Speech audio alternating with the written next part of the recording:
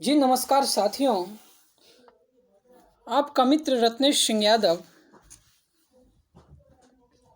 हमारा पूर्वज ना जाने इस भारतवर्ष के आज़ादी के लिए कितना बड़ा संघर्ष किया, तब जाकर के हमारा देश 15 अगस्त 1947 को आज़ाद हुआ। माँ भारती की लाखों करोड़ों वीर सपूत संघर्ष और बलिदान का मिश्रित रूप के तौर पे हमने 26 जनवरी 1950 को भारत को विश्व का सबसे बड़ा गणतंत्र, लोकतंत्र, जनतंत्र और प्रजातंत्र तांत्रिक देश घोषित करने का काम किया। भाइयों बहनों, प्यारे साथियों, यह बात कहने की जरूरत नहीं है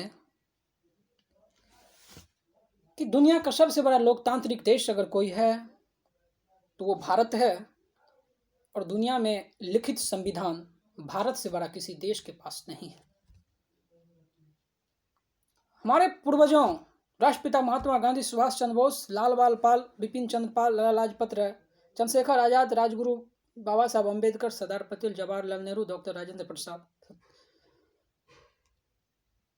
जितने भी महापुरुष थे, इन्होंने देश के लिए कोई फांसी के फंदा को चूमने का काम किया तो किसी ने अपने विद्वता को देख करके इस भारत का संविधान बनाने का काम किया।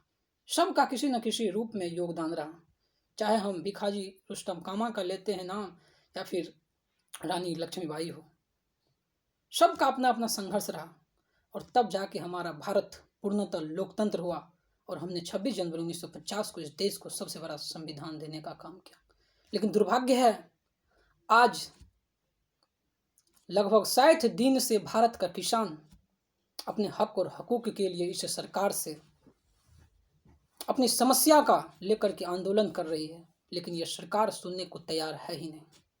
आज बिहार में देखिए, 2 रोज से 94,000 शिक्षक बहाली का जो नीतीश कुमार ने प्रस्ताव देने का काम किया, उसको लेकर के बिहार के जितने भी डीएड और बीएड किए हुए छात्र हैं वो सब संघर्ष कर रहे हैं, आंदोलन कर रहे हैं। उस पे बिहार सरकार की जो पुलिस है लाठी डंडा से ऐसा उसका हाल कर रहा है, लगता है कि ये लोकतंत्र है या कि नहीं है, कहीं हम तानाशाही या फिर आज से 500 वर्ष पहले अकबर और जहांगीर और औरंगजेब के समय में तो नहीं चले गए।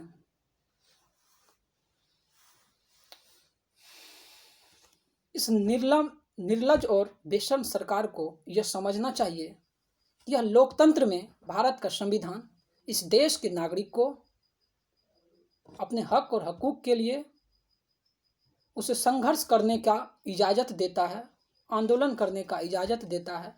आप उसको अगर झेल नहीं सकते हैं तो उसके बीच में जाकर के उसके आंदोलन को स्वीकार कीजिए और उसकी समस्या को हल करने का प्रयास कीजिए। लोकतांत्रिक देश में हिंसा का कोई जगह नहीं होता है, और ये सरकार, चाहे केंद्र में भाजपा की सरकार हो और बिहार में नीतीश कुमार की सरकार हो, ये दोनों सरकार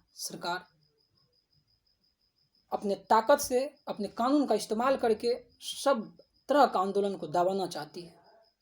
किसी भी लोकतांत्रिक देश में ऐसी सरकार का अगर मानसा है तो हमारे देश के लिए वो शुभ बात नहीं हो सकता है।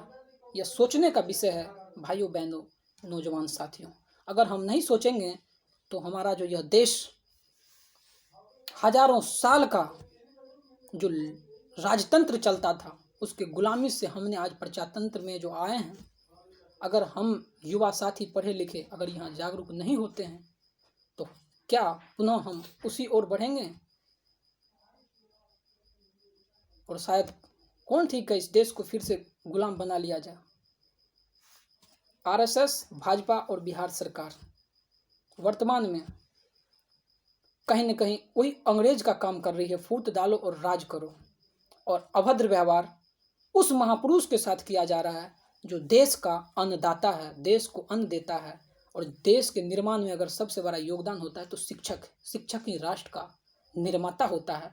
ये मैं नहीं कहता, डॉक्टर सर्वपल्ली राधाकृष्णन से लेकर के महात्मा गांधी, स्वामी विवेकानंद से राजेंद्र प्रसाद तक।